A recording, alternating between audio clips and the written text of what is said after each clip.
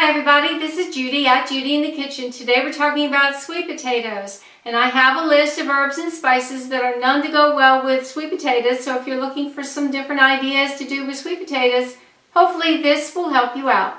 On this list we have allspice, basil, bay leaf, cardamom, cayenne, chili pepper flakes, chili powder, cilantro, cinnamon, cloves, coriander, cumin, curry powder and curry spices, garam masala, lemongrass, marjoram, mustard as in mustard seeds and mustard powder, nutmeg, oregano, paprika, parsley, pepper, rosemary, sage, salt, savory, thyme, turmeric, and vanilla.